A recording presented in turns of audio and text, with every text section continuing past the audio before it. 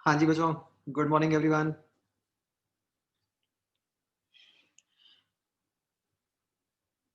एक बार सच सच बताओ कौन कौन बेड पे लेट के क्लास लगा रहा है।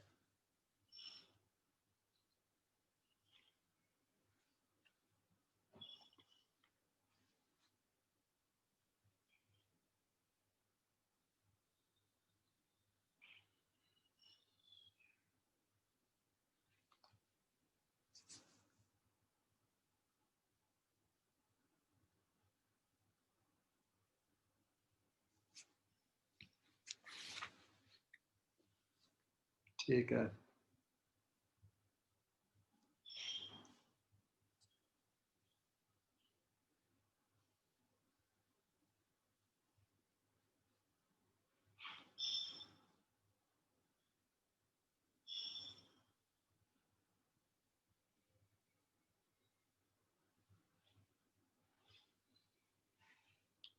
Thank you Gopal. आज आज 5 सितंबर है क्या? नहीं, आज तो 4 है। अच्छा चलो, थैंक यू इन एडवांस।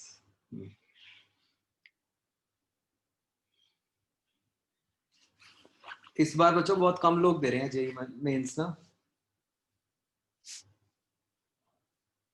उज्जवल भी नहीं दे रहा, और जिनकी भी अच्छी रैंक्स आई हुई हैं वो नहीं दे रहे। लोगों को लग रहा है कि मतलब बच्चों को लग रहा है रिस्क क्यों लेना है बेफिजूल। बाई चांस कुछ हो गया तो एडवांस का पेपर जाएगा।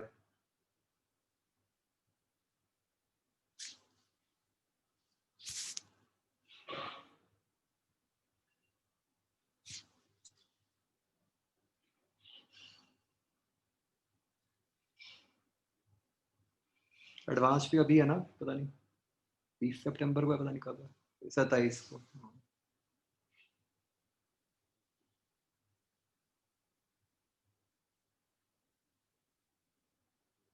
अभी कोई ऐसे नहीं पता चला कि अभी जो हुआ है, टू अर्ली टू से कि कैसा हुआ है क्या हुआ है। मेंस का तो भी बहुत जल्दी आ जाएगा, विद इन 5 डेज आ रहा है, शायद 12th को आ रहा है।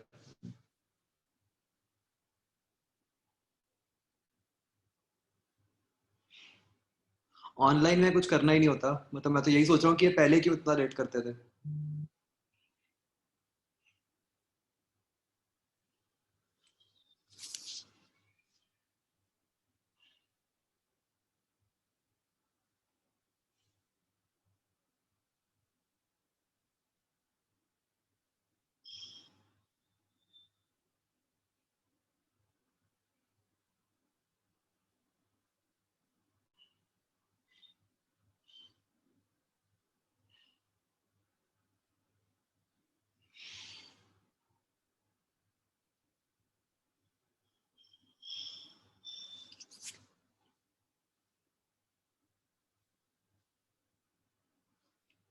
ओके, आज कोई डिस्कशन थी बच्चों हमारी?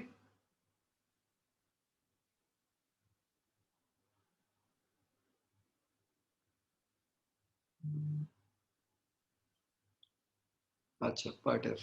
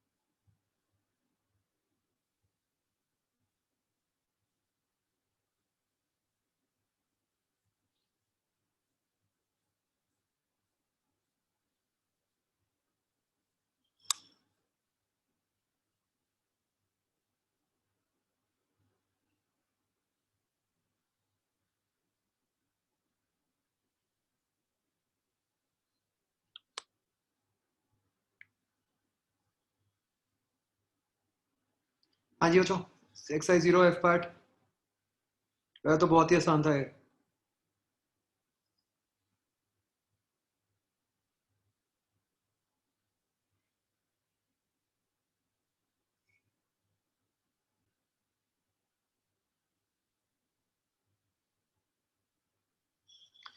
फोर्थ क्वेश्चन है बच्चों, बस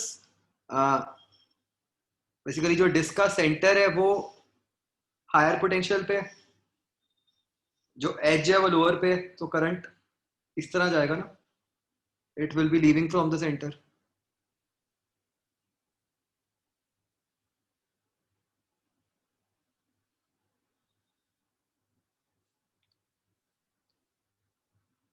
फिफ्थ क्वेश्चन बच्चों एक बार सर्किट देख लो, ठीक है. इसमें शायद कुछ कंफ्यूजन हो सकती है.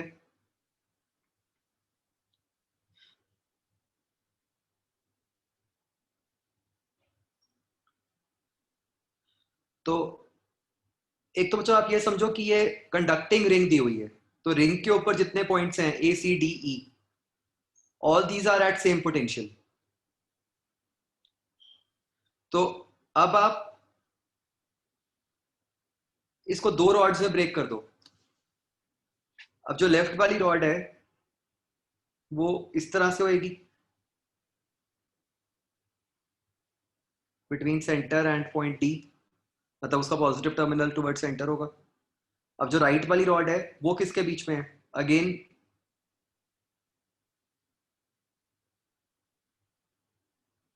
उसका एक एंड तो ओ पे ही है, दूसरा एंड ए पे है. ए और डी का पोटेंशियल सेम है तो मैं इकट्ठे ही दिखा सकता हूँ, और इनकी रेजिस्टेंस भी है. अब जो रेजिस्टेंस आर है वो किसके बीच में है, ओ और सी. अगेन सी और डी एक ही बात है,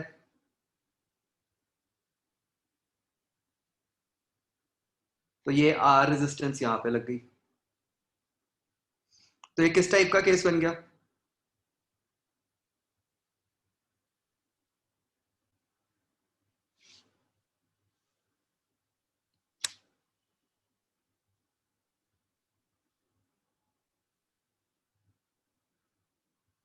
parallel combination of cells, right. तो उससे निकल आएगा आंसर. सिक्स का आंसर आ रहा है बच्चों, बस वो ध्यान रखना है, वो आर 100 वाला जो है उसको प्रॉपर यूनिट्स में कन्वर्ट कर लो, और तो कुछ भी नहीं है.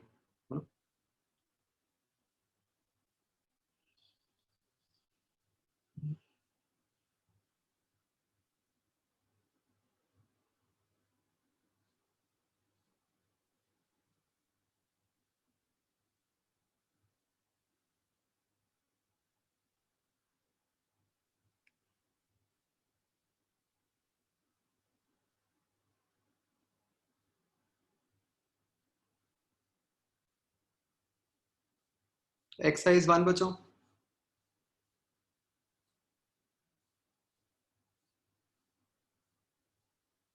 आसान था, काफी आसान था इसमें तो. चलो, वेरी गुड.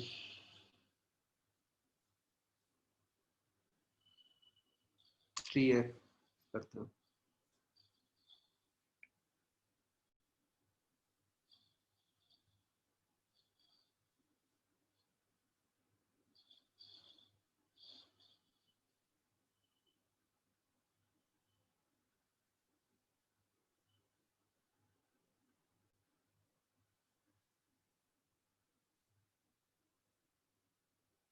श्रीयत मुझे ये होमवर्क व्हाट्सएप करो जो पिछली क्लास में मिला था.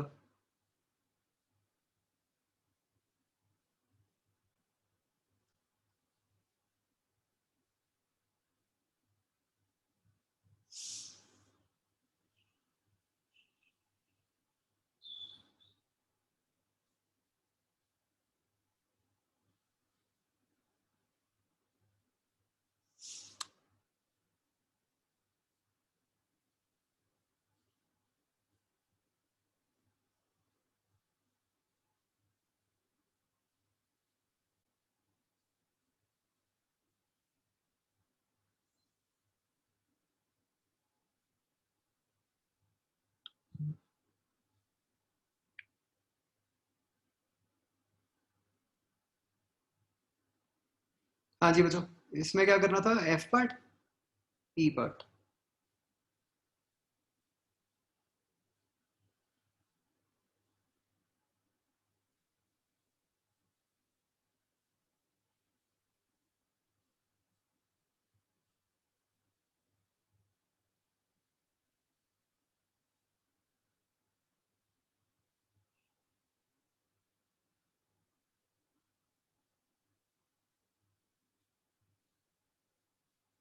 सेकंड क्वेश्चन ए पार्ट।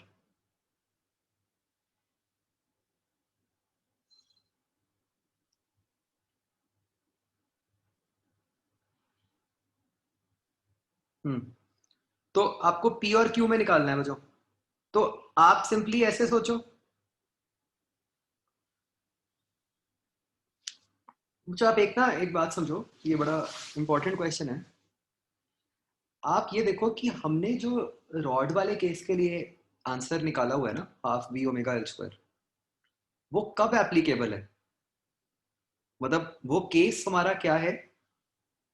जब हमारी रॉड का एक एंड रेस्ट पे, राइट, कि रॉड का एक एंड रेस्ट पे है और दूसरा एंड घूम रहा है, उस केस में जो पोटेंशियल डिफरेंस आता है वो half B omega L square आता है। ठीक है, इस बात का बहुत ध्यान रखना है। तो अब जैसे जो ये वाला केस है, यहां पे दिया हुआ है रोलिंग विदाउट स्लाइडिंग। ये रोलिंग विदाउट स्लाइडिंग देने का क्या बेनिफिट था? इससे आपको पता चल गया कि पी रेस्ट पे। तो तो जब आपको पी और क्यू के बीच में निकालना है तो आपको सिर्फ इफेक्टिवली ऐसे एक रॉड कंसिडर करनी है, जिस रॉड का एंड पी जो है वो रेस्ट पे है, और क्यू मूव कर रहा है। एंगुलर स्पीड तो ओमेगा ही है। तो क्या आंसर आ जाएगा इसका? Half B omega. अब लेंथ 2l हो गई, 4l स्क्वायर हो गया। ठीक है, जब पी और सी के लिए निकाल रहे हो तो लेंथ एल की रॉड रह गई, तो half B omega L square हो गया। और ओमेगा क्या है? Omega is V by R. ये एल नहीं आएगा, आर आएगा। तो इस केस में मतलब स्लाइडिंग के साथ नहीं मतलब सेंस ही नहीं बनेगी इस क्वेश्चन की।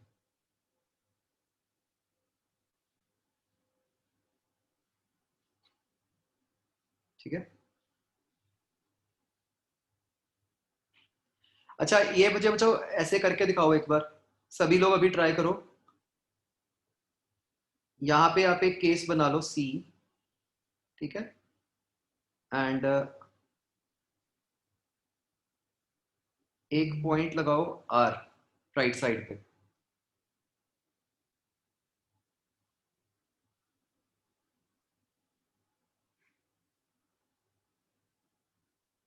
तो आप निकालो between C and are.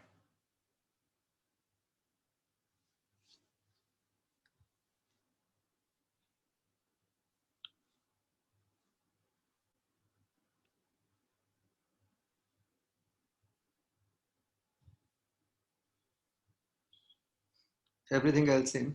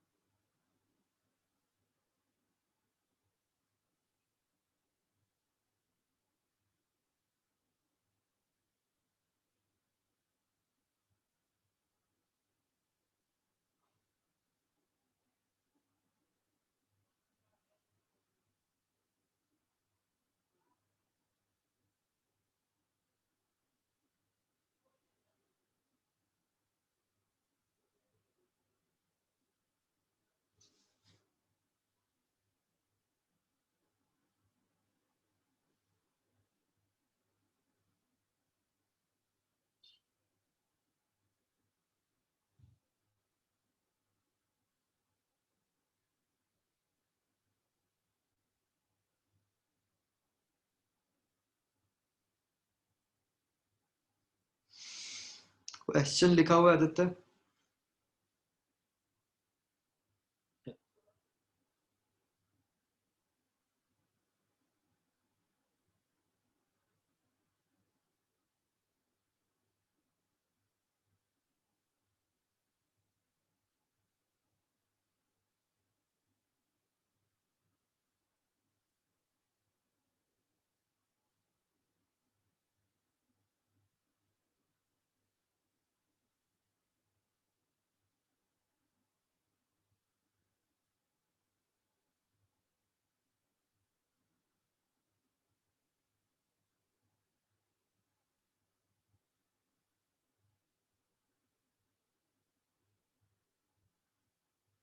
Ram आपसे लिखने में कुछ गलती हो गई है। सागर ठीक है।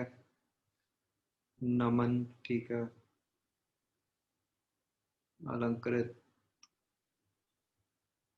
गलत है।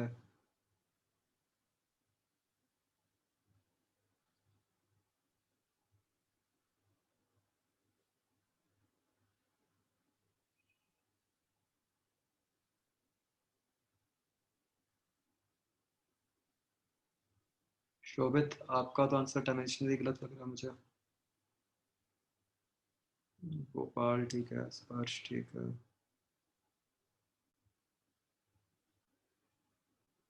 मनवीर वैभव ठीक है। अच्छा बच्चों, एक जो आपका पिछला एडवांस टेस्ट हुआ था उसमें सिर्फ एक करेक्शन है। क्वेश्चन नंबर 21 जो था वो मैट्रिक्स मैच था। उसकी जो ऑप्शंस आनी थी वो आर और टी आनी थी। आई थिंक जो दी हुई थी आपको आंसर में वो पी एंड टी दी हुई थी। वो पी टी की जगह आर टी आएगा। बाकी सारे क्वेश्चंस बिल्कुल ठीक है। Please go through them again. मैंने चेक किया था।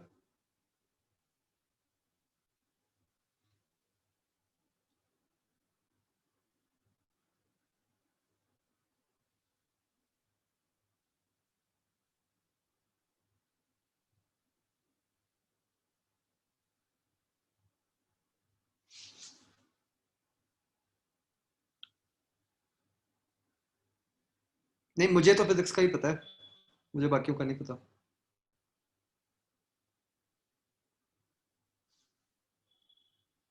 आप में से यार कोई एक जना ना बाकी टीचर से भी कंफर्म करके मुझे भेज दो प्लीज करेक्शंस, फिर उसका रिजल्ट निकलवा दूं।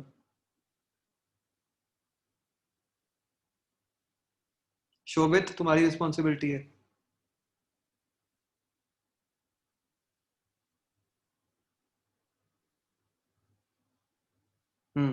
अब ठीक है। देखो बच्चों क्या करना था। आप क्या करो, पहले पी और सी के बीच में निकाल लो, फिर पी और आर के बीच में निकाल लो। राइट। क्योंकि पी और सी में पी रेस्ट पे है तो सही है, यहाँ पे निकल आएगा। पी और आर के बीच में भी पी रेस्ट पे है तो भी कोई दिक्कत नहीं है। तो पी सी और पी आर का निकाल के उनको आपस में सब्ट्रैक्ट कर दो, तो उससे सी और आर का आ जाएगा।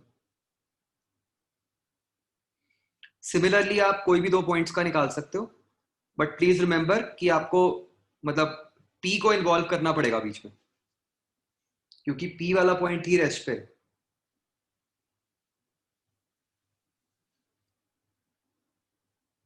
ठीक है।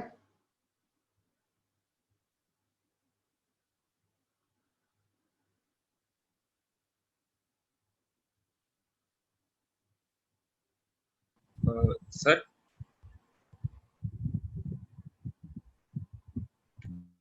डायरेक्ट निकाल सकते हो, वो फिर इंटीग्रेट करके निकलेगा।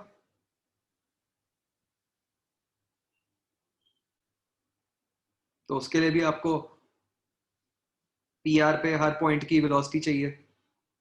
उसके लिए फिर आपको पी का तो यूज करना ही पड़ेगा कि velocity with respect to P निकालोगे, या पी से नहीं फिर सी से निकाल लोगे। तो ये बच्चों आंसर इसका आ जाएगा half B omega R square ही आ जाएगा।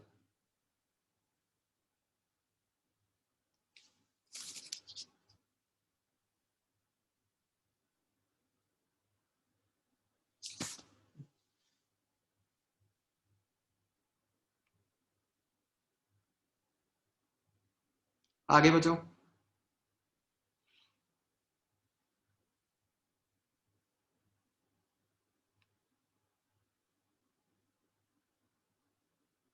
पी आर के बीच में बस ये रॉड हो गई ना of length root two R, तो half B omega two R square.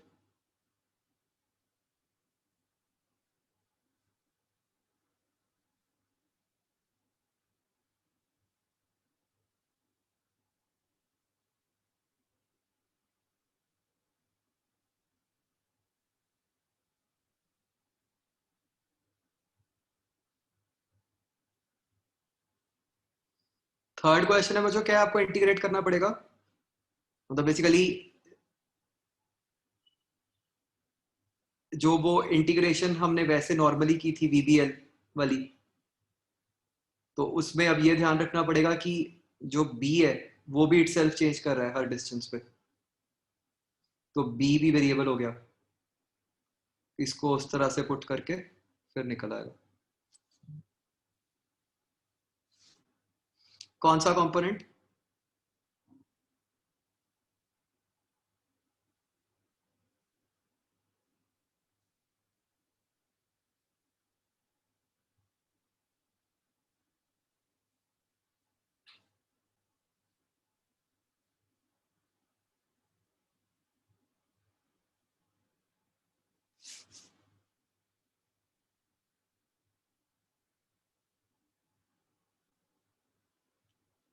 Eleventh question,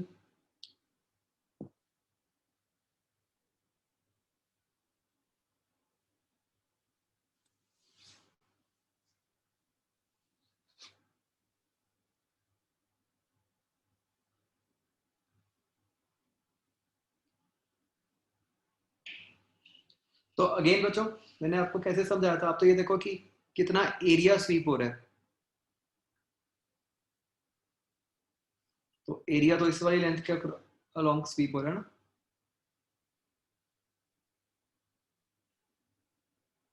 तो this is your effective length, जिसको आप half B omega L square में पुट करोगे।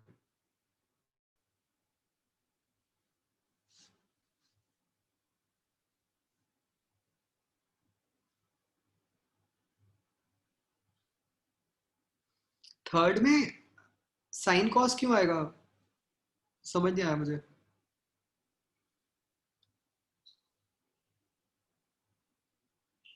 आपका जो v है वो इस प्लेन में है, b इंटू द प्लेन है,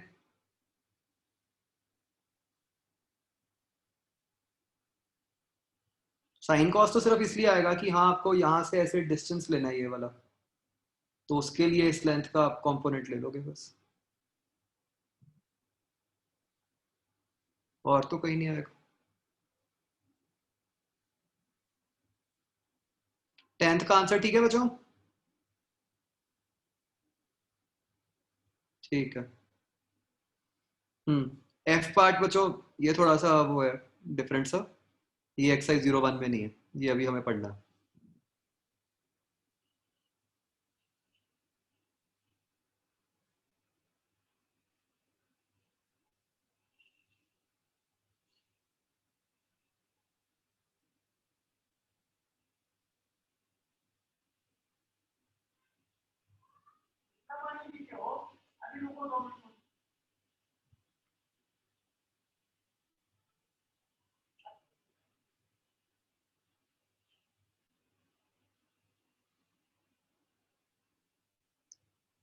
नाइन्थ क्वेश्चन कैसे करना है बच्चों?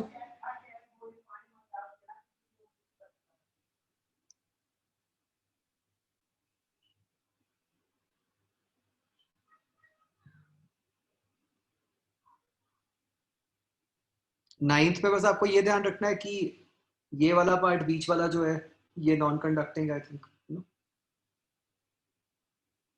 हम्म तो उसके अक्रॉस तो कोई पोटेंशियल डिफरेंस क्रिएट ही नहीं होगा,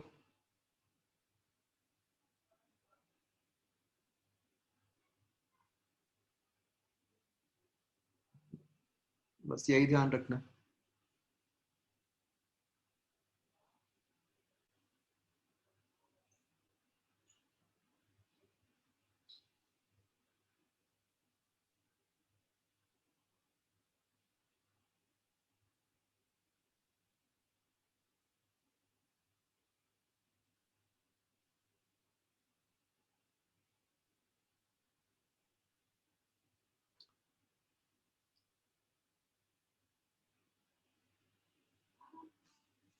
6th क्वेश्चन है, बस इफेक्टिव सर्किट बनाओ, ये जो रोटेटिंग डिस्क दिखाई है this is as good as, कि क्या हो जाएगा कि आपने ऐसे बैटरी बना दी है,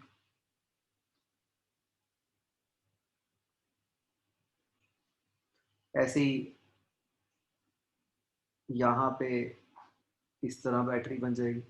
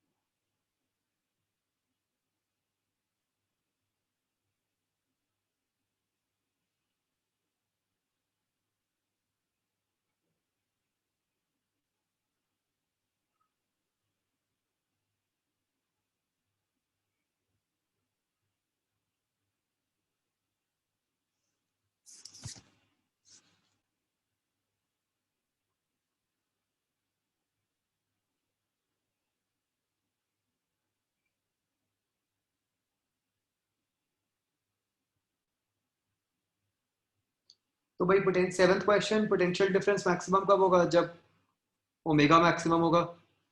ओमेगा कब मैक्सिमम होगा? लोएस्ट पोजीशन पे। तो एनर्जी कंजर्वेशन करके लोएस्ट पोजीशन का ओमेगा निकालो, फिर उस पे half V omega L square लगा दो। आवाज आ रही है बच्चों मेरी?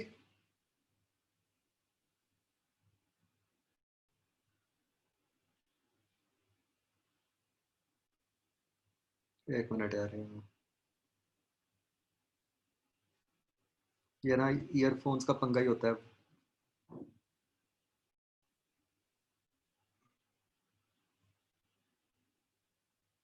अब अब कुछ बेटर हुई?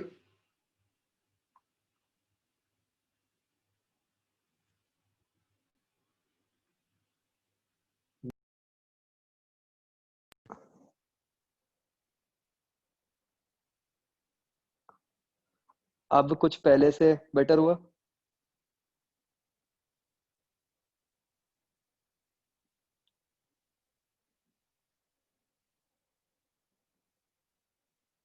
वो मुझे पता ही नहीं था, ईयरफोन्स मोबाइल से कनेक्टेड थे,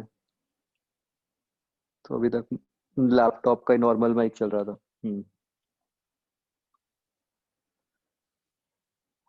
हाँ जी, सेवेंथ क्वेश्चन में मैं ये कह रहा था कि पोटेंशियल डिफरेंस मैक्सिमम कब होगा? जब ओमेगा मैक्सिमम होगा। ओमेगा मैक्सिमम कब होगा? लोएस्ट पोजीशन पे। तो लोएस्ट पोजीशन का ओमेगा एनर्जी कंजर्वेशन से निकाल लो।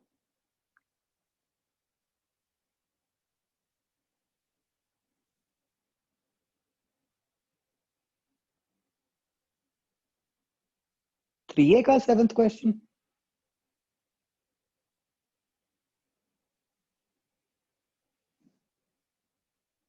राम यही कह रहे हो?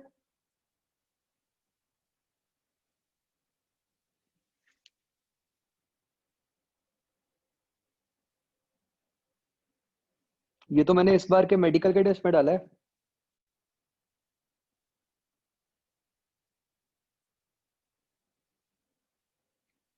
जीरो आ जाएगा ना?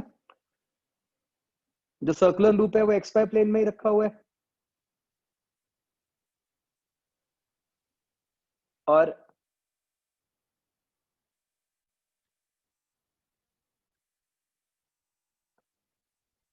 आपको एक्स वाई प्लेन के थ्रू ही फ्लक्स पूछी है। तो अगर ये करंट कैरिंग लूप है ऐसे, इसकी फील्ड लाइंस कैसी होंगी? फील्ड लाइंस तो सर्कुलर ही होती हैं। तो मान लो कुछ इस तरीके की होंगी, है ना? हर पॉइंट पे छोटा बड़ा रेडियस जो भी है, तो वो एक जगह से एंटर कर रही होंगी एक्स वाई प्लेन में, एक जगह से एग्जिट कर रही होंगी। तो नेट तो जीरो हो जाएगी ना?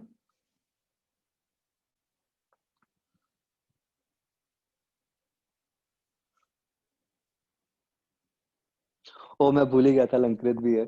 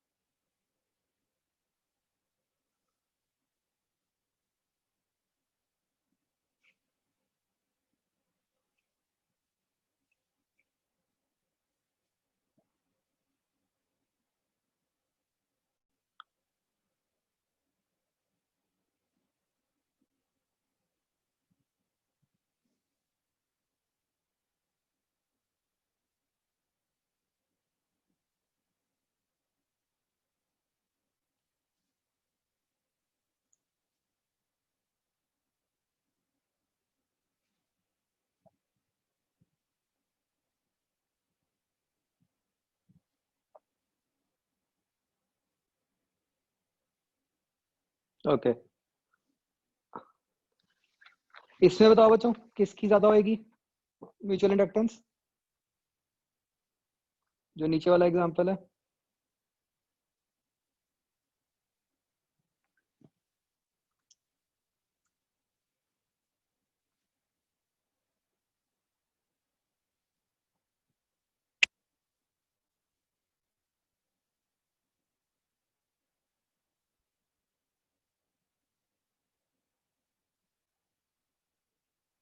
तो right, 1 greater than 2, right.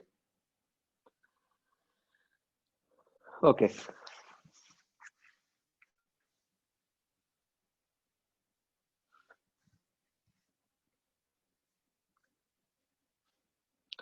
To वाले केस में तो जीरो ही हो जाएगी, यस।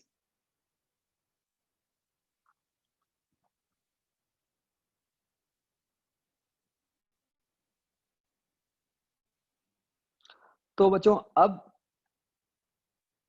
अगर हमें कोई भी एक सिस्टम की म्यूचुअल इंडक्टेंस पता है, सो वी नो कि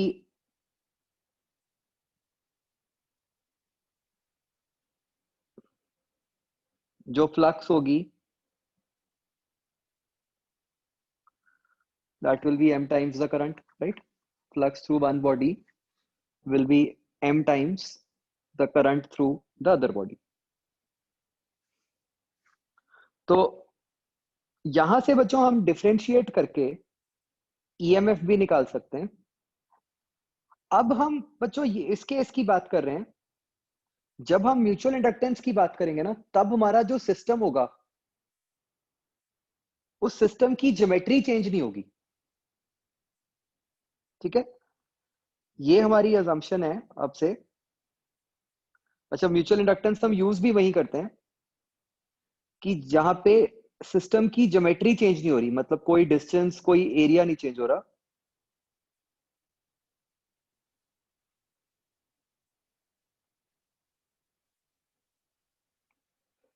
ये करके क्या फायदा हो जाएगा हमें,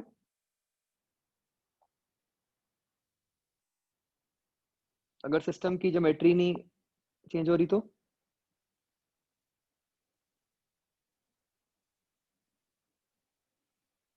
हाँ, तो इससे m जो है वो कांस्टेंट हो जाएगा।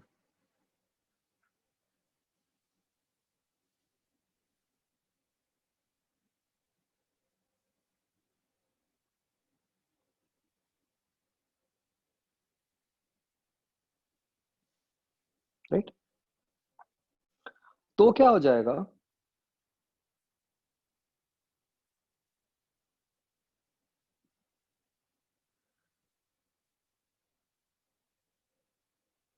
जो ईएमएफ है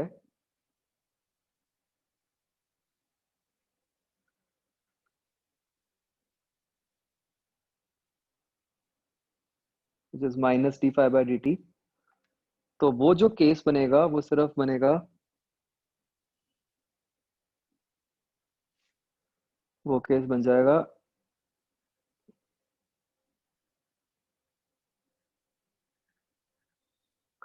मतलब हम सिर्फ उस पॉसिबिलिटी की बात कर रहे हैं जहां पे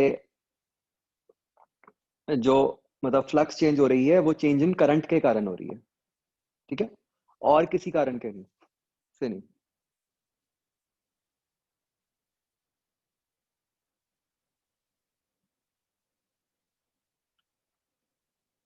तो क्या मतलब हुआ बच्चों, अगर आपको एक सिस्टम की म्यूचुअल इंडक्टेंस पता है तो आप दो क्वांटिटीज निकाल सकते हो।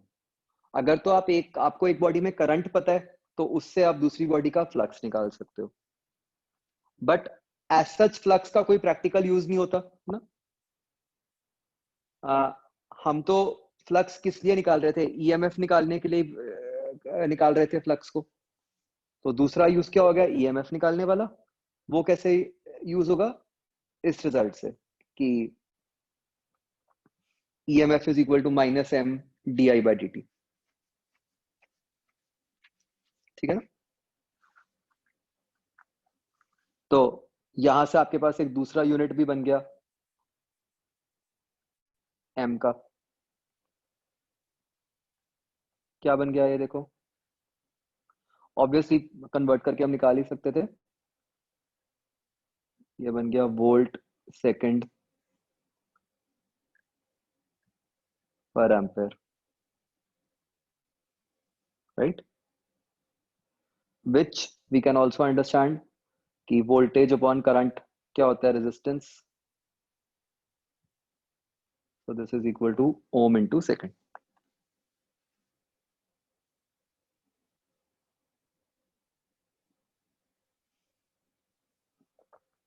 एंड यहां से हम एवरेज ईएमएफ भी निकाल सकते हैं।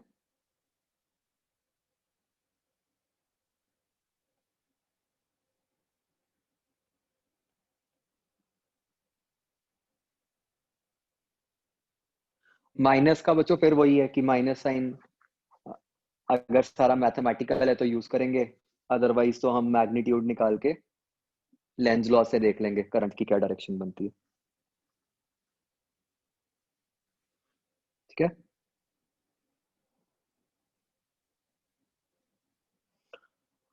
तो भाई मतलब सीधी बात ये हुई कि अगर आपको म्यूचुअल इंडक्टेंस दी हुई है सिस्टम की, तो फिर आपको सारा इंटीग्रेशन वगैरह करके कुछ नहीं करना पड़ेगा। आपको तो सीधा ये चाहिए कि भाई हाँ करंट कितना चेंज हो रहा है, उससे आपके पास सीधा ईएमएफ निकलेगी।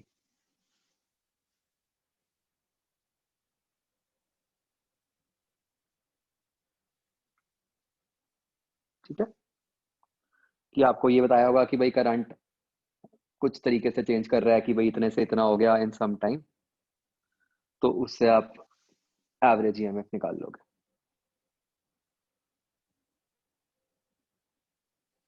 ठीक है, आप ये बात भी समझ रहे हो ना बच्चों कि एम अगर हमें पता भी नहीं था तो भी हम सारे क्वेश्चंस तो कर ही रहे थे ईएमएफ और करंट के, तब हम बस अननोइंगली वो क्वांटिटी कैलकुलेट कर देते थे बस। मतलब हमने तो अपनी प्रीवियस कैलकुलेशन के अंदर ही एक टर्म को बस एम बोल दिया।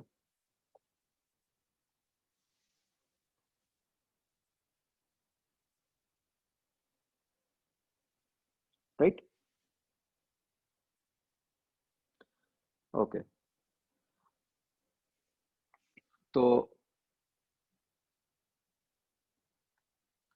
बच्चों हम एक केस के लिए निकालते हैं म्यूचुअल इंडक्टेंस, एक जो स्टैंडर्ड केस है, this is mutual inductance of two coaxial solenoids। तो ये कुछ इस तरीके की सिचुएशन है बच्चों, देखो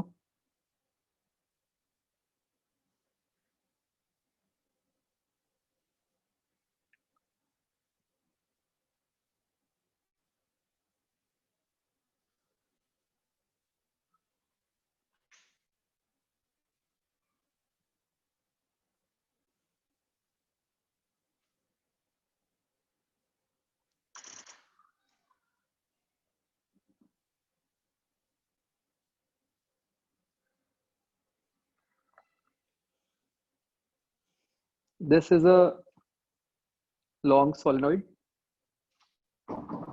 और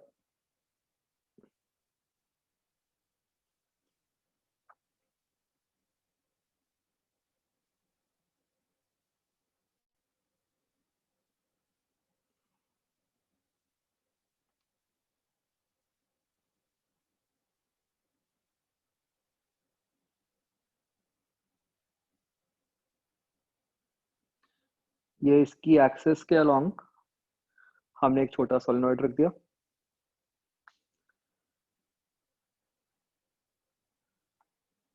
बड़े सोलेनोइड पे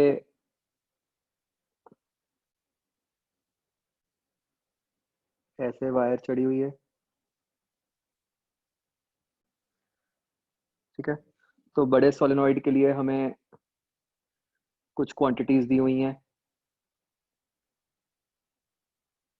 total number of turns n1, उसका एरिया a1, और उसकी लेंथ लेट्स से L1।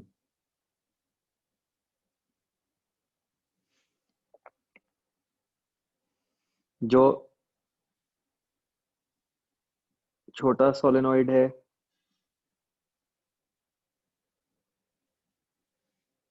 उस पे भी कुछ टर्न्स चढ़े हुए हैं, तो उसकी जो प्रॉपर्टीज हैं, number of turns N2, area A2, length L2। ठीक है, तो बच्चों करो ट्राई। अपने आप सोचो किसमें करंट मानना है, किसमें फ्लक्स माननी है, उसके हिसाब से find the mutual inductance of this system.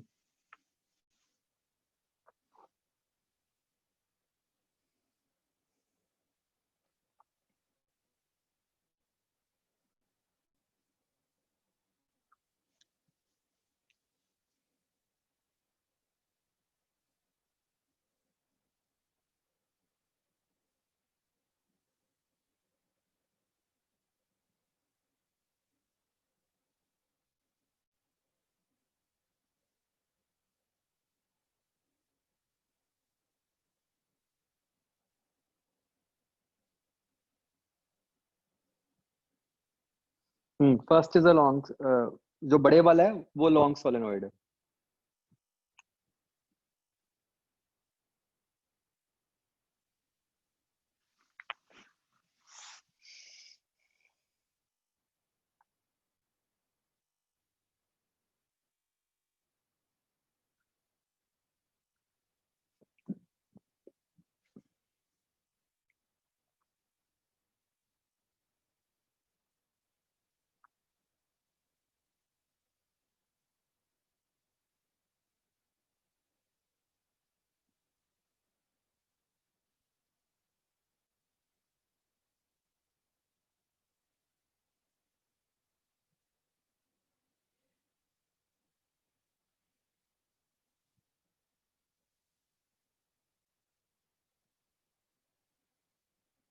अलंकृत गोपाल ठीक है, स्पर्श गलत है।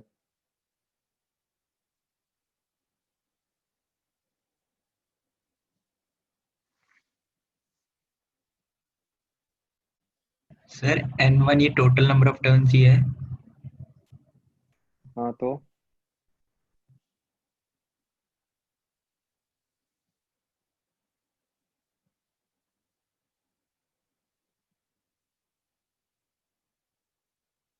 जितेश गलत है, सागर गलत है, मानिक गलत है, श्रीहित गलत है। ध्यान से करो भाई।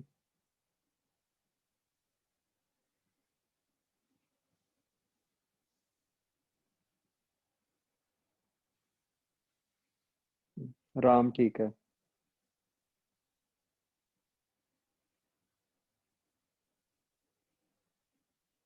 नमन ठीक है।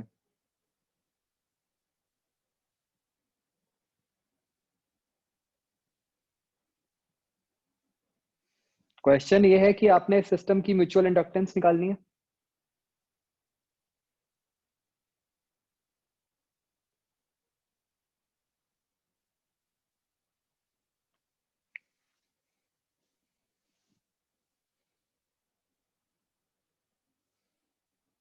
जिसका ठीक होगा बच्चों मैं बता दूंगा, अभी गलत है जिन्होंने भी भेजे हैं।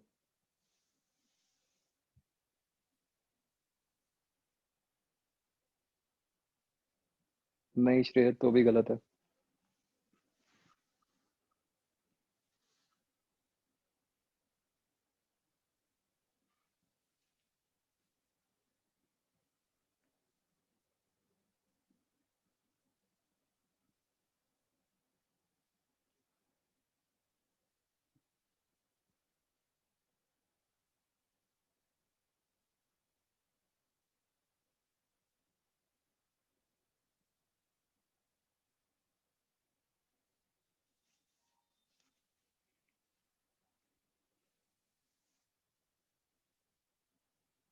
शोभित ठीक है।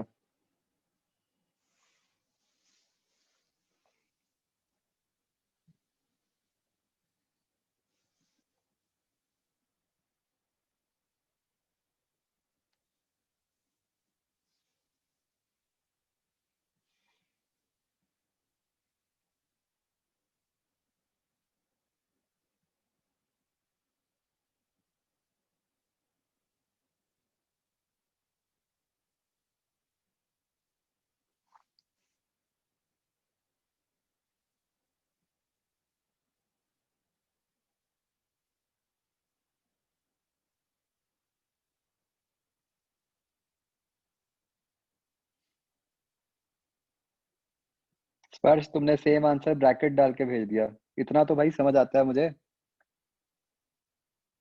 वो अभी भी गलत है।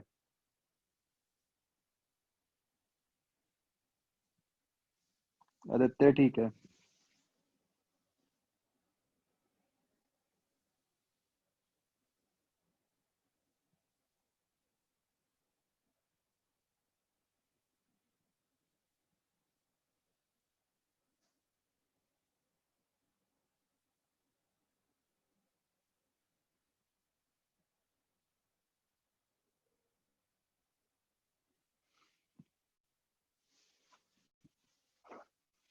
हाँ बच्चों, देखो भाई, सबसे पहले तो ये बताओ कि आपको किस बॉडी के थ्रू करंट मानना चाहिए और किसके थ्रू फ्लक्स माननी चाहिए।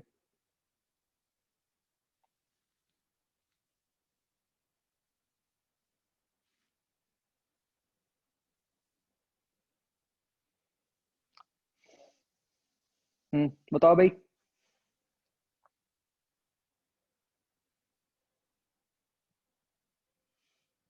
तो 1 के थ्रू करंट मानना चाहिए, है ना। 2 के थ्रू फ्लक्स माननी चाहिए। वो क्यों?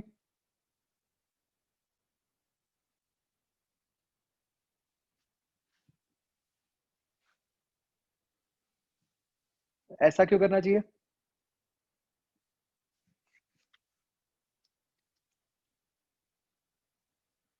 क्योंकि वो जो दूसरा सोलेनॉइड है वो बड़े वाले सोलेनॉइड के बीच में दिया हुआ है, तो हमें सोलेनॉइड के अंदर तो फील्ड लिखनी आती है, तो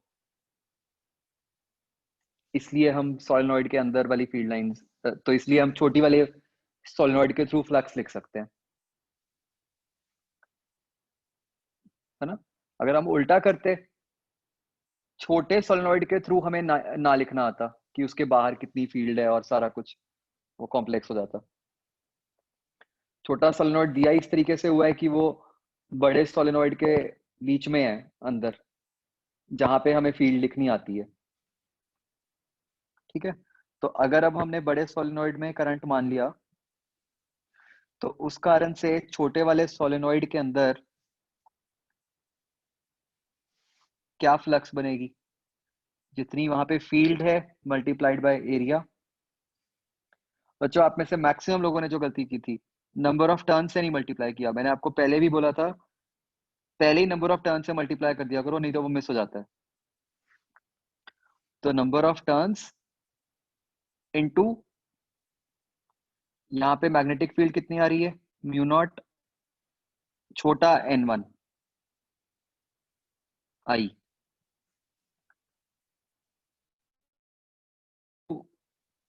इसका एरिया A2 अपॉन I1। तो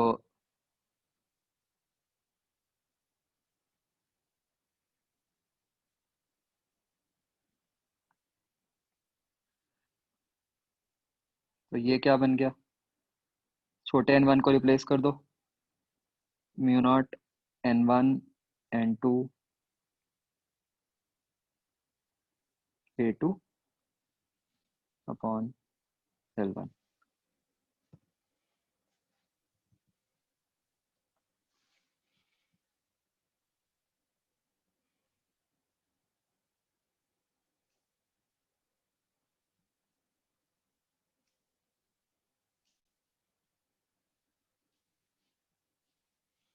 हाँ जी, देखो भाई, ये क्लियर हो गया सबको।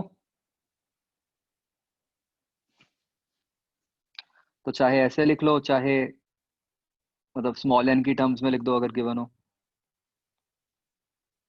तो ये ध्यान रखना कि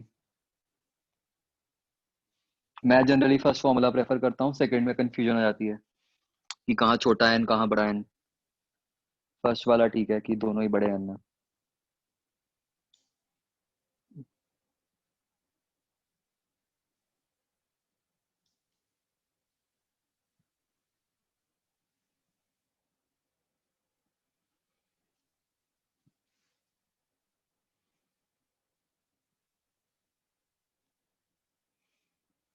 क्लियर एवरीवन?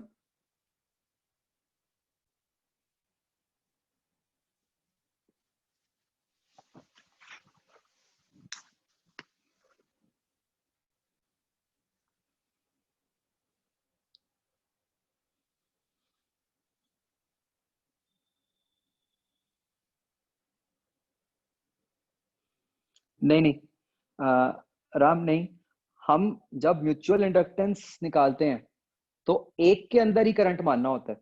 आप ऐसा नहीं कर सकते कि दोनों में करंट मान लो।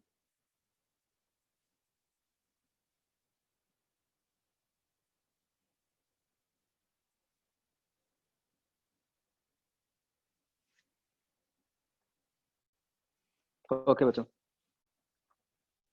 तो mutual inductance is a small topic, बस इतना ही है, इसमें और कुछ नहीं होता, इसकी आज सच कोई एप्लीकेशन भी नहीं होती। अगला जो अपना टॉपिक है बच्चों, दैट इज है इंडक्टेंस ही, उसको हम कहते हैं सेल्फ इंडक्टेंस।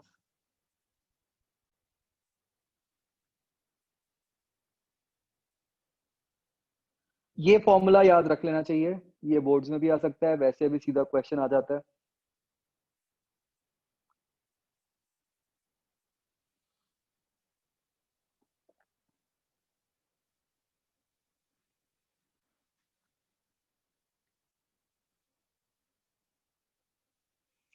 तो नेक्स्ट बच्चों हम बात करेंगे सेल्फ इंडक्टेंस की। This is denoted by symbol L। तो बच्चों म्यूचुअल इंडक्टेंस में हमने ये बात की थी कि कैसे एक बॉडी में करंट के कारण दूसरी बॉडी के थ्रू फ्लक्स प्रोड्यूस हो जाती है, और जिस फ्लक्स के कारण उसके थ्रू करंट प्रोड्यूस हो जाएगा, and so on, right. Now it is also possible कि किसी एक बॉडी में उसके खुद के थ्रू ही जो फ्लक्स पास कर रही है, उस कारण से उसके अंदर ईएमएफ इंड्यूस हो जाए, ठीक है। और ये जो ईएमएफ इंड्यूस हो जाएगी, वो जो ओरिजिनल करंट था उसको मॉडिफाई करेगी, ठीक है। हाँ, स्क्रीन पे भी कुछ है भी नहीं बच्चों, मैं समझा ही रहा हूं। तो फिर से सुनो, अभी तक हमने ये बात की थी कि किसी एक बॉडी में करंट है, उस कारण से किसी दूसरी बॉडी के अंदर फ्लक्स प्रोड्यूस हो रही है, और उस कारण से दूसरी बॉडी के अंदर हो सकता है ईएमएफ इंड्यूस हो जाए, एंड हेंस करंट इंड्यूस हो जाए, right. Now it is also possible कि बॉडी इस तरीके की हो कि उस बॉडी में जो उसका खुद का करंट फ्लो कर रहा था पहले, उस कारण से उस बॉडी के अंदर ही एक फ्लक्स क्रिएट हो जाए, एंड अगर वो करंट चेंज कर रहा हो तो चेंजिंग फ्लक्स आ जाएगी, और उस चेंजिंग फ्लक्स के कारण एक चेंजिंग ईएमएफ आ जाएगी, ठीक है।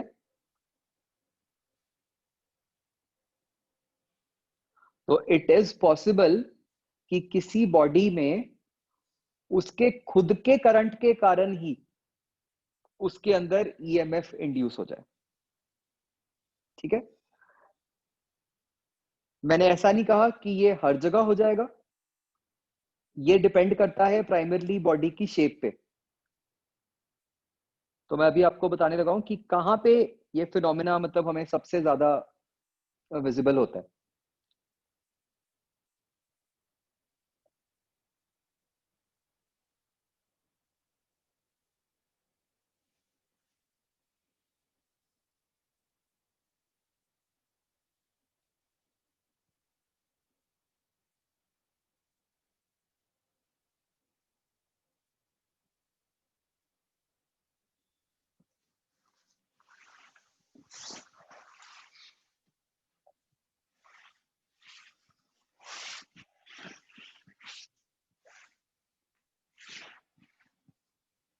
एक तो मुझे ये नहीं समझ आता, पता नहीं हर क्लास में एक बार तो ऐसा होता है कि सेम वाईफाई पे एक डिवाइस का कनेक्शन टूट जाता है।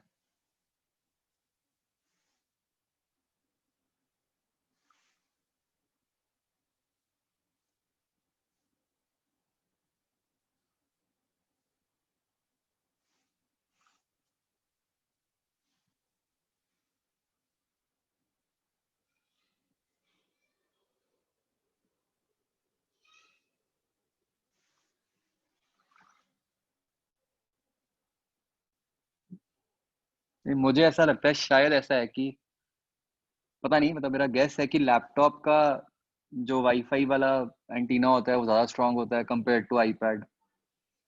आईपैड का मैंने देखा जनरली जल्दी टूट जाता है कनेक्शन अगर थोड़ा सा दूर होऊंगा मैं मे बी मेन वाईफाई से।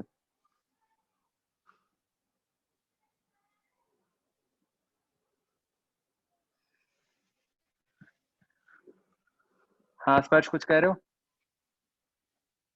सर जो जैसे ऊपर वाला क्वेश्चन है हम्म। उसमें सर हम n2 से क्यों मल्टीप्लाई कर रहे हैं? टोटल नंबर ऑफ टर्न्स, नहीं टोटल सर, जो फ्लक्स। करंट है, करंट तो मतलब ऊपर वाली जो बड़ी वाली सोलेनॉइड है उसमें है ना, तो उसके नंबर ऑफ टर्न्स वो होंगे। जैसे अगर मैं जो बीच वाला सोलेनॉइड है उसकी जगह एक रिंग भी रख दूं 1 टन की, तो उसमें से हाँ जो फ्लक्स जाएगी वो जो ये वाला सोलेनॉइड है उसमें से भी तो सेम ही फ्लक्स जाएगी।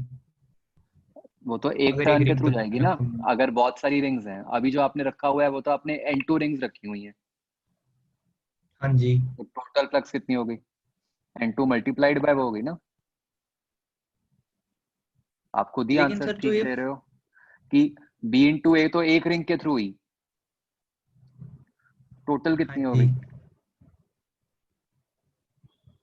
नहीं सर ये जो B2 into A बनी ये तो, लेकिन जो बाहर वाला सोलेनॉइड है उसकी फ्लक्स की वजह से बनी ना, हाँ तो उसकी उसके वजह कारण, से बनी। उसकी फील्ड के कारण बनी, तो वही लिख हाँ रहे हैं हम। जी। तो वो उस B into A इज उसकी फील्ड के कारण एक टर्न के लिए। अब अगर N टर्न्स हैं तो N के साथ मल्टीप्लाई होगा। सर थिंक लेकिन ऑफ जो इट बी, एज की N2 रिंग्स पड़ी हैं बीच में। Yes sir. तो अगर आपको सिस्टम की टोटल फ्लक्स बतानी है तो आपको तो हर रिंग के थ्रू जो फ्लक्स है उसको बता के ऐड करना पड़ेगा। सर लेकिन जो फील्ड लाइंस निकलेंगी वो एक रिंग से भी सेम होंगी और n2 रिंग से भी सेम होंगी। हाँ इसीलिए N2 से मल्टीप्लाई किया।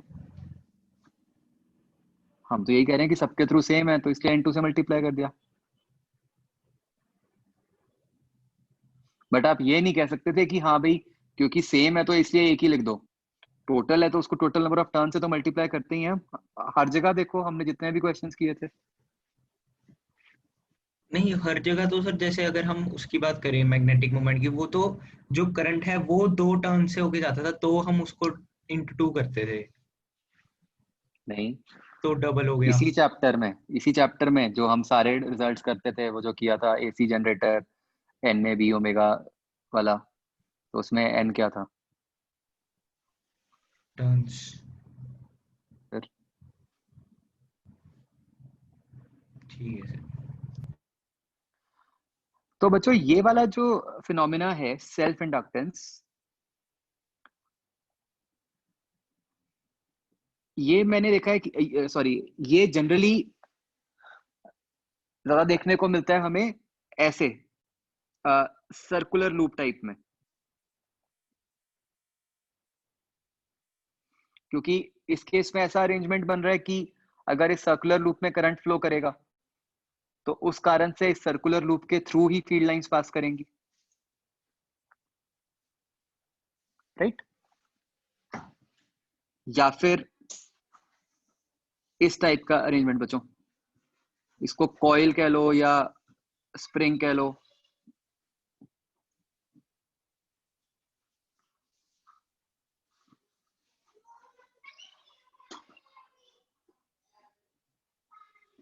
इस टाइप की शेप। तो ये, हाँ कोई भी क्लोज लूप शो करेगा आइडली।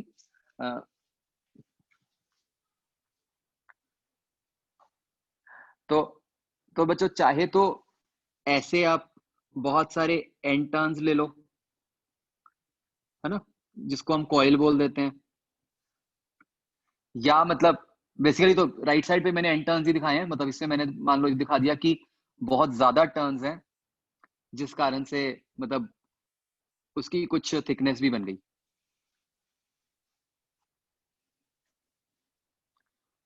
ठीक है, तो बेसिकली इस टाइप का जो अरेंजमेंट होता है उसमें बॉडी में खुद के करंट के कारण ही बॉडी के अंदर एक फ्लक्स प्रोड्यूस हो जाती है।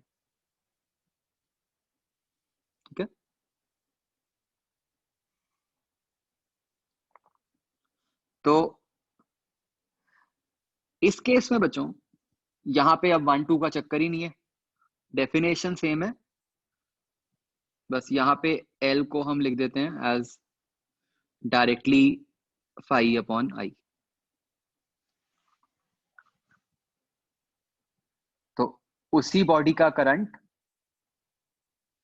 अपॉन उसी बॉडी की फ्लक्स अपॉन उसी बॉडी का करंट।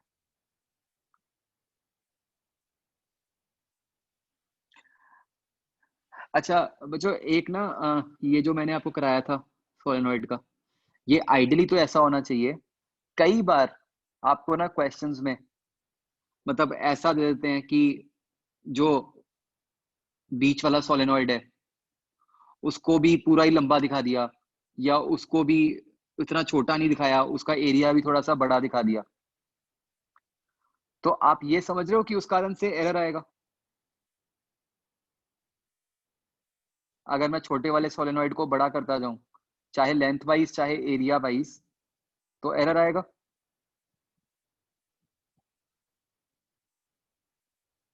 क्योंकि बी डिफरेंट हो जाएगा, म्यू नॉट एन आई तो बिल्कुल सेंटर में होता है।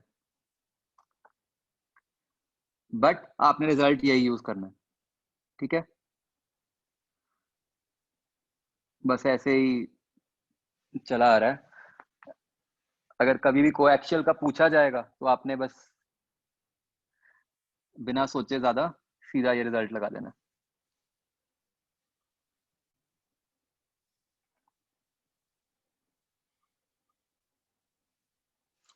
तो जैसे बच्चों हमने ऊपर निकाला था, ऐसे ही now let's try to find self inductance of solenoid.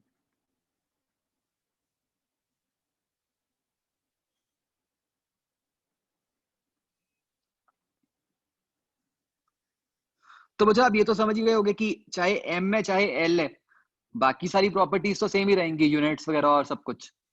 But it is just कि एम दो बॉडीज के लिए है, एल सिंगल बॉडी के लिए, राइट। वो नाम से बड़ा क्लियर हो रहा है।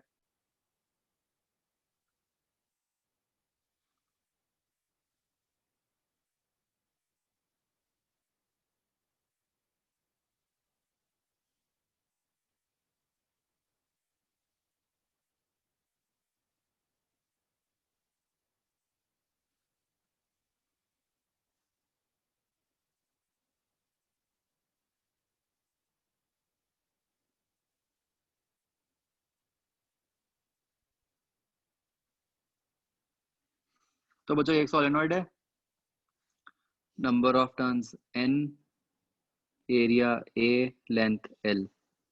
इसके लिए आप निकालो सेल्फ इंडक्टेंस।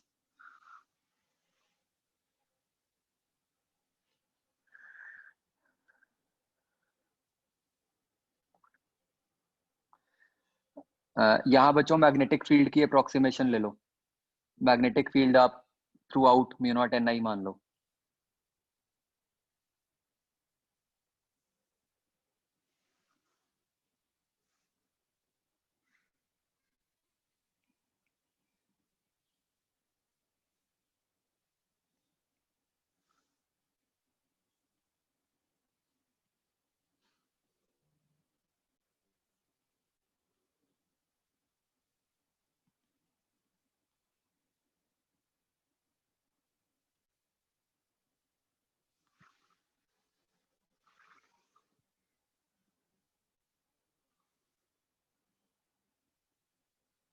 उसके बिना तो मतलब बहुत ही कॉम्प्लेक्स हो जाता है अगर आप मैग्नेटिक फील्ड वेरिएबल मान लोगे।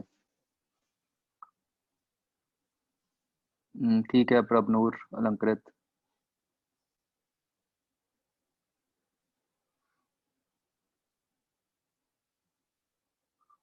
श्रीहित, ठीक है।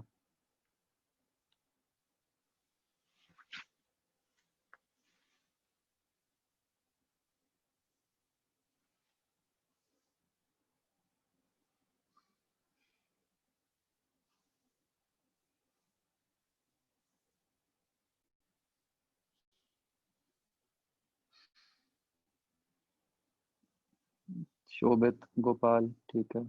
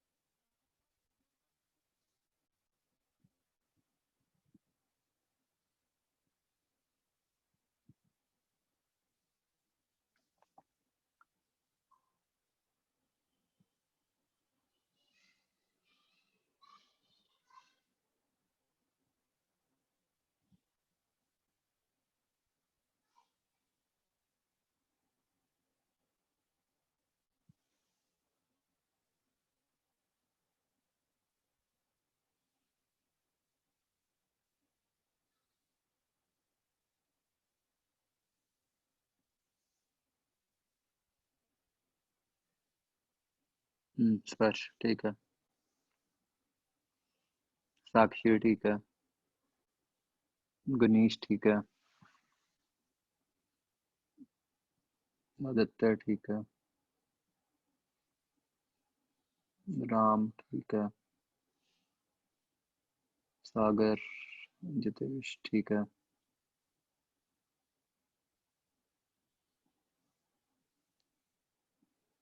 मनवीर शायद कोई टाइपिंग मिस्टेक हुई है आपसे लिखते हुए।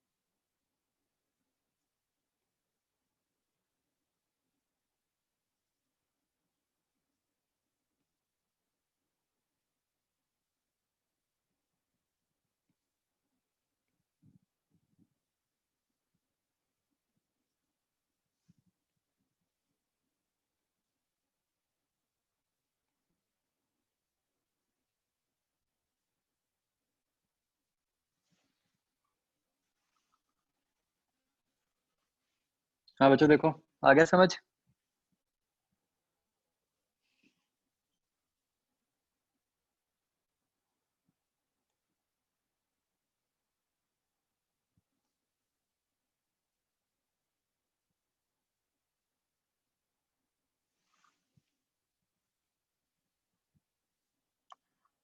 तो राम जो आप कह रहे हो, जो बी इनसाइड सोलेनोइड वाला फॉर्मूला भी है, उसमें भी क्या इशू है? वो भी तो सिर्फ एक्सिस के लिए है ना, तो यहाँ पे तो हमें फिर एक्सिस के अलग वाले पॉइंट्स के लिए अलग से निकालना पड़ेगा, तो वो सब कुछ करके तो ये बहुत ही कॉम्प्लेक्स हो जाएगा।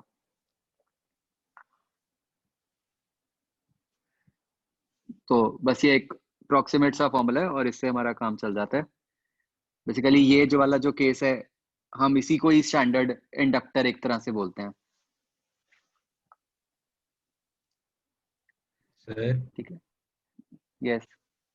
सर जो जैसे सॉलिनॉइड के एंड्स पे तो मतलब हाफ होती है, तो वहां पे भी हमने फुल्ली माननी है?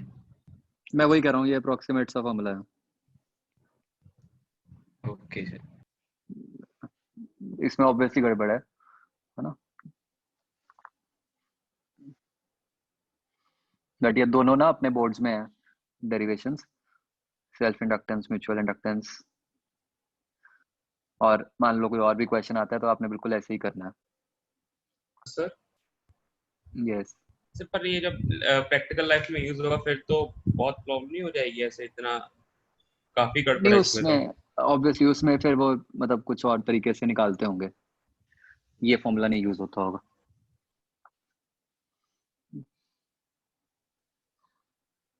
तो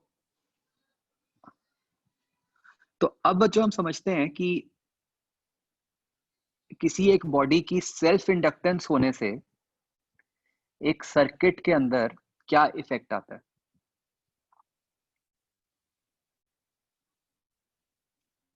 तो बेसिकली अब ये जो डिवाइस बन गया बच्चों हमारे पास, ये डिवाइस बन गया इंडक्टर। ठीक है, तो अब ध्यान से समझना,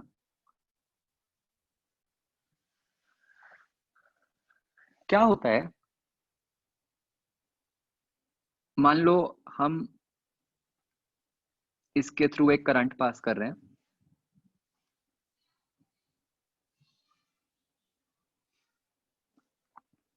ठीक है। ये जो इंडक्टर में ना कई बार वो कंफ्यूजन हो जाती है कि कौन सी साइड आगे है, कौन सी साइड पीछे है। तो मैं इस तरह से दिखा रहा हूँ कि जो नीचे को जा रहा है करंट, वो बैक साइड है, ठीक है।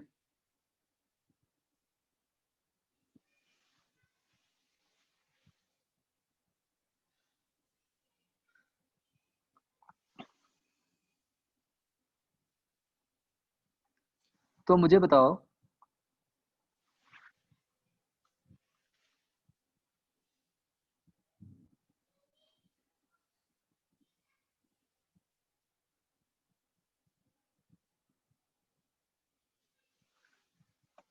कि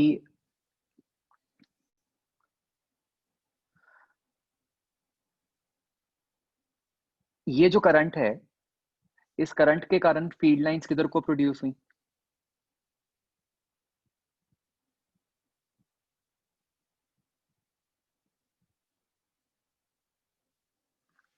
लेफ्ट को।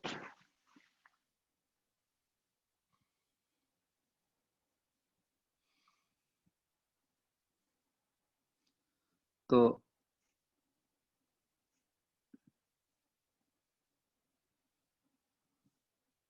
ऐसे लेफ्ट को फील्ड लाइंस बन गई, ठीक है। अब फॉर एग्जांपल लेट अस से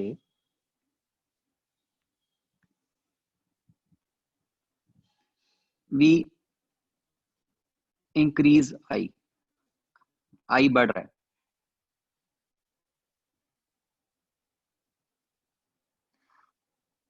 अगर बच्चों आई बढ़ेगा तो क्या होगा?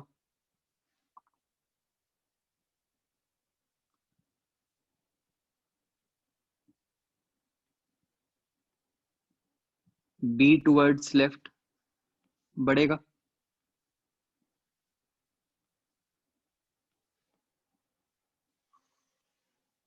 राइट। उसको अपोज करने के लिए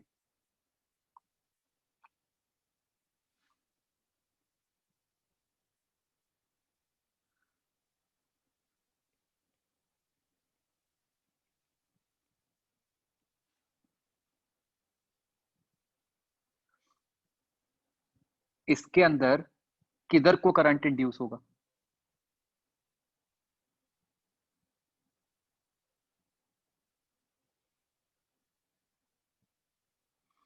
अगर लेफ्ट की तरफ फील्ड लाइंस बढ़ रही हैं, उनको अपोज करने के लिए हमें क्या करना पड़ेगा?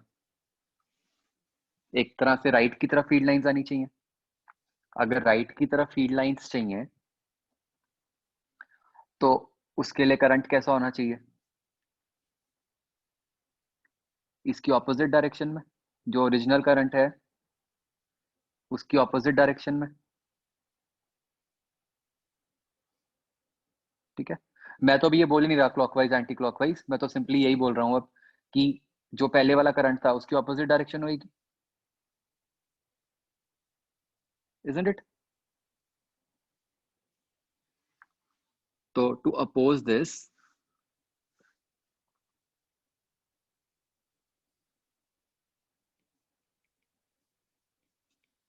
a current in opposite direction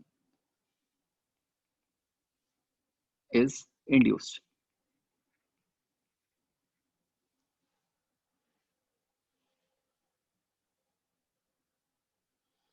ठीक है।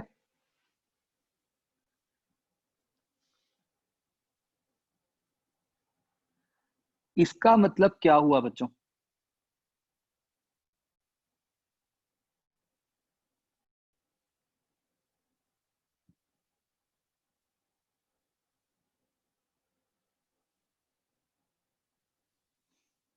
ऐसे ही उल्टा सोचो, चलो एक बार।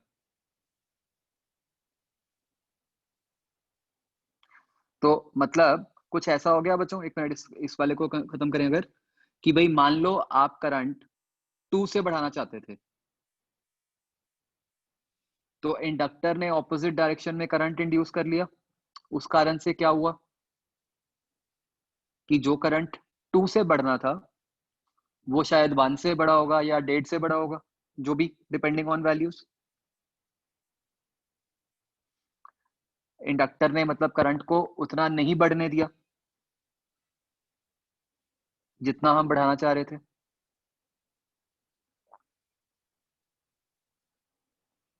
राइट। सिमिलरली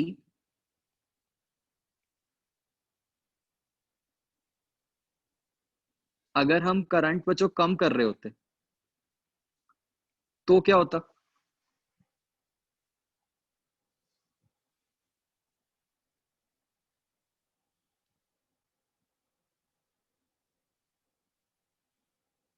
तो अब लेफ्ट को फीड लाइंस कम होने लगती, उनको अपोज करने के लिए, चेंज को अपोज करने के लिए, फिर से बच्चों याद रखो, इंडक्टर क्या कोशिश करेगा?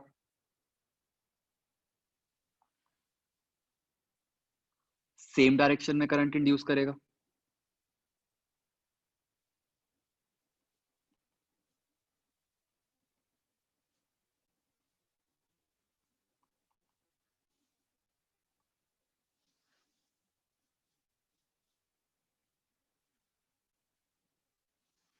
राइट? तो मतलब भाई आपका करंट पहले 10 था, आप अगर 10 से 7 करना चाह रहे थे, तो इंडक्टर ने सेम डायरेक्शन में और करंट इंड्यूस करवा के कुछ ऐसा कर दिया कि शायद वो करंट आप 7 ना कर पाओ, 9 कर पाओगे या 8 कर पाओगे। राइट?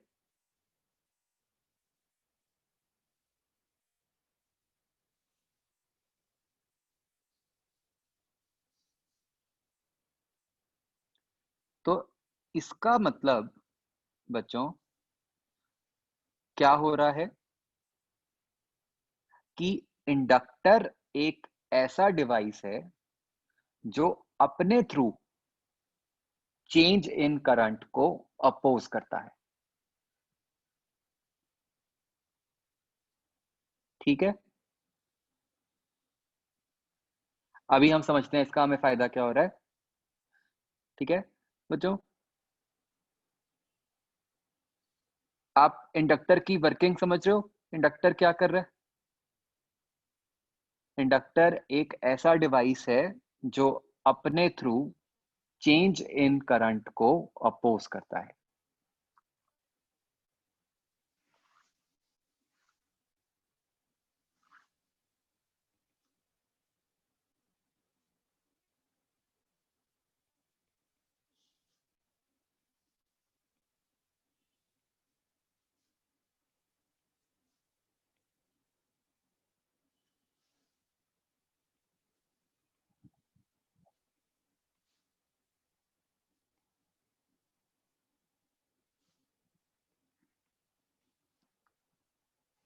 तो बच्चों टू बी एग्जैक्ट,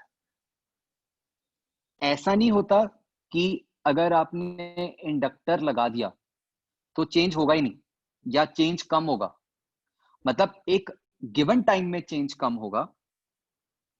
अब अगर आप पीछे से फिर भी कोशिश करते ही रहोगे तो क्या हो जाएगा कि वो चेंज जो था वो स्लो हो जाएगा।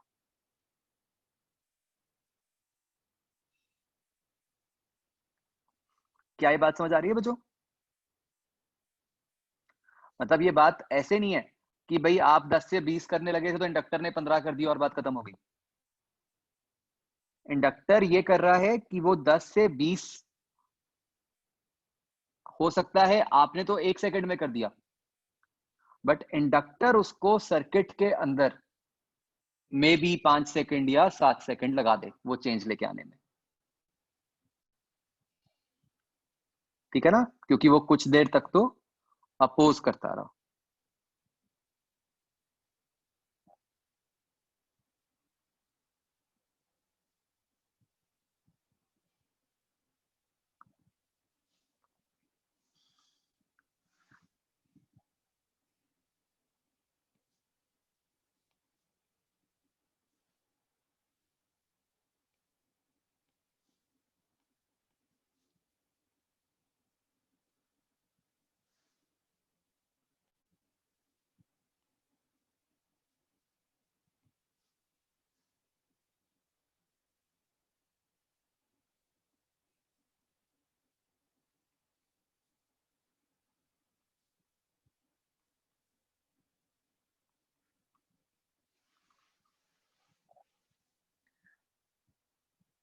ठीक है, तो वो स्लो कर देता है सारी चीज को।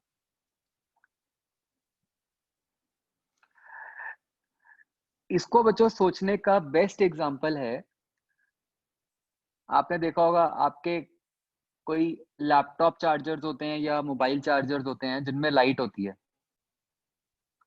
आपने देखा है कि जब आप उसको बंद करते हो तो वो लाइट कुछ देर चलती रहती है और उसके बाद बंद होती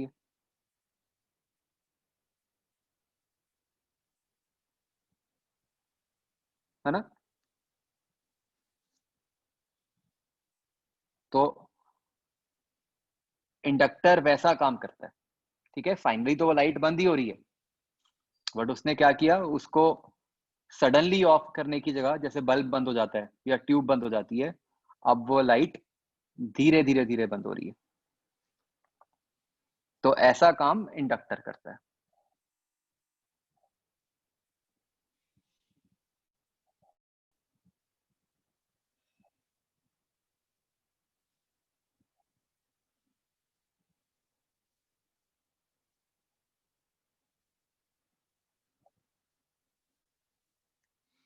तो बच्चों इसको 11th की हम किस प्रॉपर्टी के साथ रिलेट कर सकते हैं? इंडक्टर को किस टाइप का काम कर रहा है इंडक्टर?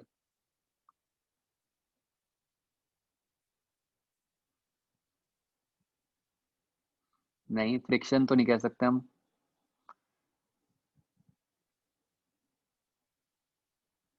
फ्रिक्शन तो लॉस ही करवा देती है ना।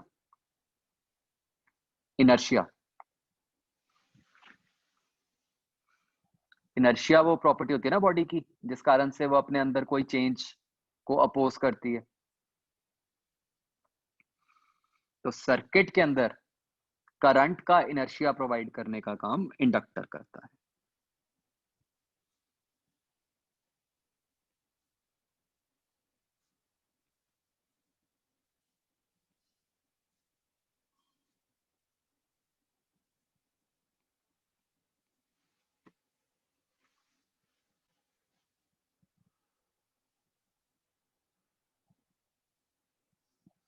हाँ स्पर्श बोलो।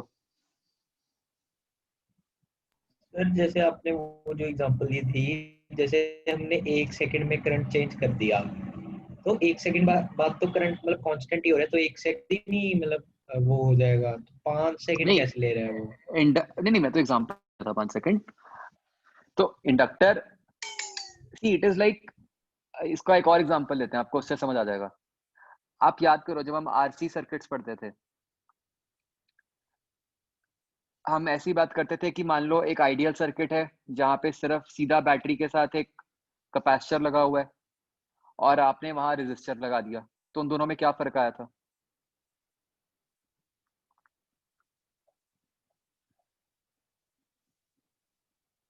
एक आइडियल सर्किट है जहां पे सीधा कैपेसिटर के साथ बैटरी लगी हुई है, और एक केस है जहां पे एक रेजिस्टर भी लगा हुआ है।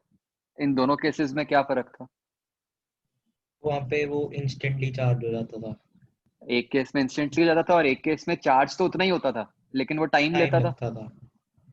तो हाँ जी। यहां पर भी वैसा कुछ ही हो रहा है कि सर्किट के अंदर चेंज तो फाइनली आएगा जो आना था, बट इंडक्टर ने उसको स्लो कर दिया। ठीक है। और वो स्लो क्यों किया इसने, इंडक्टर ने? कि उसने इन बिटवीन जब चेंज हो रहा था उस टाइम पे उसने अपना करंट इंड्यूस करवा दिया, तो उस कारण से सर्किट के अंदर जो चेंज था वो धीरे धीरे हो रहा है। सर वो जो इंडक्टर करंट इंड्यूस करे, हम्म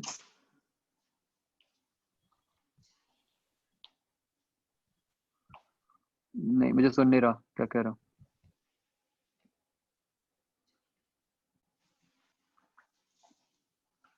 सर वो जो आप कह रहे हो कि करंट इंड्यूस हुआ, हम्म वो इंडक्शन तो सिर्फ 1 सेकंड के लिए होगी ना, क्योंकि एक उसी सेकेंड एक नहीं, सेकंड जब में तक भी आई चेंज हो हो रहा रहा है है। जो हम प्रोवाइड कर रहे हैं। नहीं, बट फिर आई को भी अब ज्यादा देर के लिए चेंज होना पड़ेगा ना। आई तो तब तक चेंज होगा, मतलब आप एक्सटर्नली चाहते थे कि भाई करंट को मान लो 1 से 4 करना है, हाँ जी। ठीक है ना? तो अब आप भी तब तक तो लगे रहोगे ना जब तक वो करंट 4 हो जाएगा। अगर तो इंडक्टर ना होता फिर तो हो सकता है कि आप चाहे 1 सेकंड में उसको चेंज कर सकते थे, बट अगर इंडक्टर है तो वो अपोज कर ही जा रहा है, तो आपको भी तो 4 सेकंड तक जोर लगाते रहना पड़ेगा ना, जब तक आप 4 तक नहीं पहुंचे। ठीक है सर। तो बच्चों जो आपका क्वेश्चन था ना कि इंडक्टर का यूज क्या है हमें, कि ये तो अपोज कर रहा है, क्या अब आपको बात समझ आ रही है कि इंडक्टर का क्या यूज है?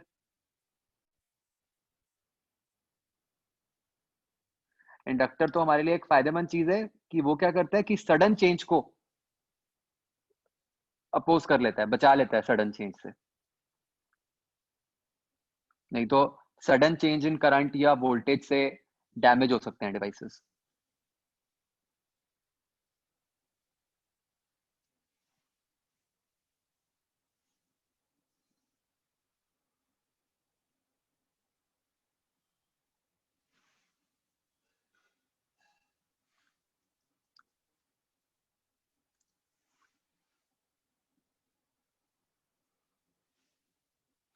तो बच्चों यहाँ पे आप ऑफ कोर्स दूसरा रिजल्ट भी लिख सकते हो, है ना?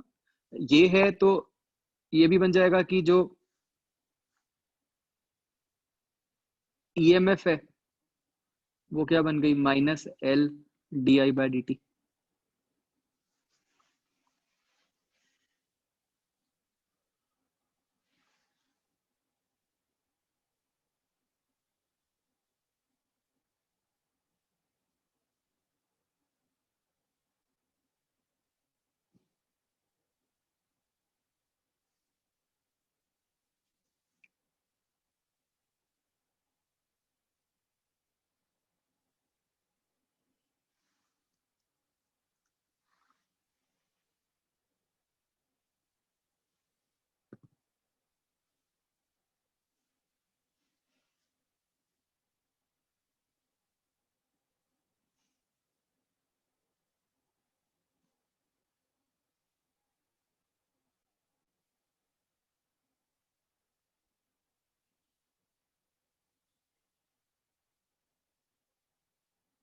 तो बच्चों प्लीज ध्यान रखना, ऐसे नहीं सोचना कि इंडक्टर के कारण सर्किट में चेंज नहीं आता, ऐसे सोचना है कि इंडक्टर के कारण सर्किट में जो भी चेंज आना है वो स्लो डाउन हो गया।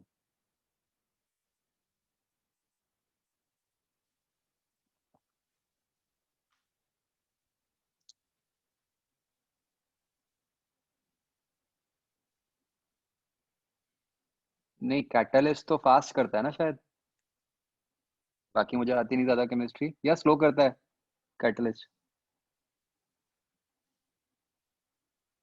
अच्छा, अगर दोनों करता है तो मतलब फिर स्लो वाला है। हाँ हाँ, रेट ऑल्टर करता है जो। हाँ ठीक है। बस बस ज्यादा टेक्निकल टर्म्स मत लिखो केमिस्ट्री वाली। ओके, तो बस ठीक है बच्चों, दैट्स इट। आपका होमवर्क है, ध्यान से देखना, इसमें गलती मत कर देना। एक्सरसाइज 01 का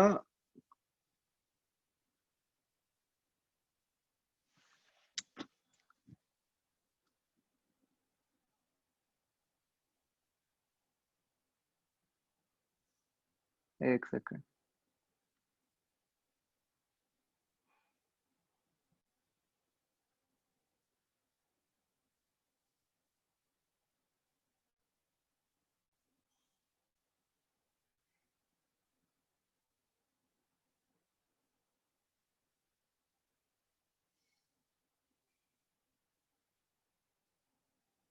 आई पार्ट,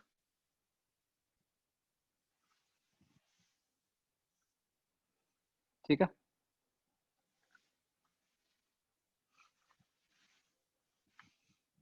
चलो, ओके बच्चों, बाय।